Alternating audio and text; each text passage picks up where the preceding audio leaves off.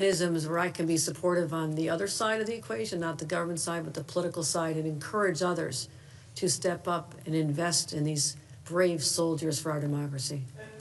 And then building off Dan's question, voters did approve a clause in the state constitution that prohibits redistricting on the basis that benefits a particular party, a particular candidate.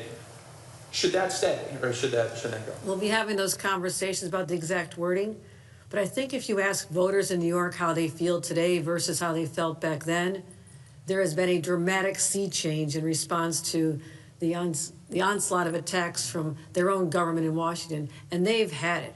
As I said, they've had it with the chaos, they've had it with the cuts, and they want us as their leaders to stand up for them, and that's exactly what we're going to do. Governor, why would it be unfair to say that New York Democrats are abandoning good government and good democracy in an effort to save democracy? Well, that's an interesting question. But if that's what's called for, I will put saving democracy as my top priority at any cost, because it is under siege.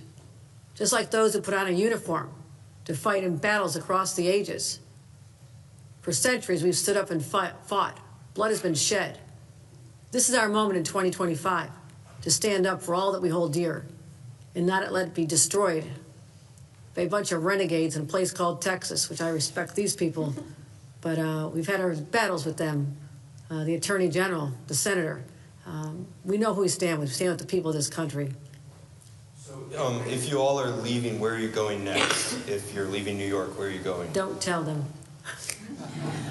We have delegations all over the state. We're continuing to meet with Democratic governors. We're continuing to bring coalitions into the fold and educating people as to what's happening and letting them know that the rules have changed. Are you staying in New York, though?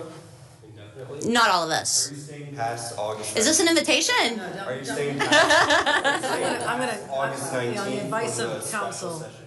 On the advice of counsel, I'm going to advise them not to disclose where they're heading next for obvious reasons. Grace, you had a question? Yeah, well, I was just to say, so two questions. One, both kind of process-oriented. For the Texas representatives, so you plan to be kind of traveling around the country, but not necessarily staying in New York for the foreseeable future? Is that correct? Yeah, this is a war. We're building a coalition. Okay. I'll just say, we're not going back to Texas right now. That's right. And we're not abandoning our jobs. I represent a Democratic district, and our voices deserve to be heard. I am representing, I am not abandoning my duties. I am doing my job.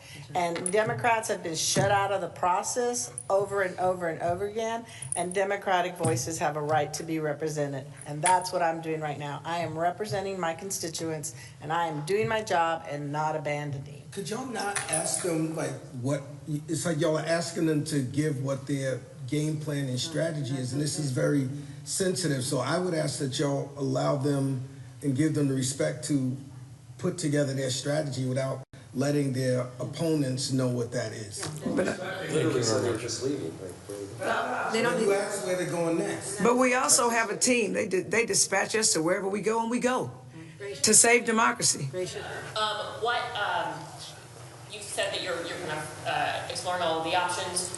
What will those look like? What do you see as the options on the table for Democrats in New York State to change our maps? Unlike other states like California and certainly Texas, we do have constraints that were put in place that the only way that we can change the timing on redistricting is to literally amend the New York State Constitution.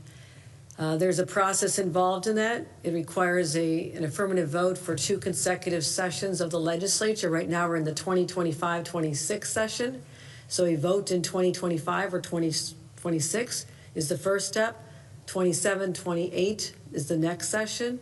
This could literally go on the ballot in the fall of 27 and be enacted in time for the congressional races in 2028 as well as the presidential. So it is not the timeline that I would have preferred, but it does shave off 4 years from what would other be the process. But we're going to also look at litigation strategies. We're in close conversations about options there. And so I would say this, we're considering all options right now. Great, thank you. All right, thanks, everybody. Speaker, you earlier said that you're asking editorial boards, I think you said a few moments ago, shouldn't ask you to quote unquote play fair. So just so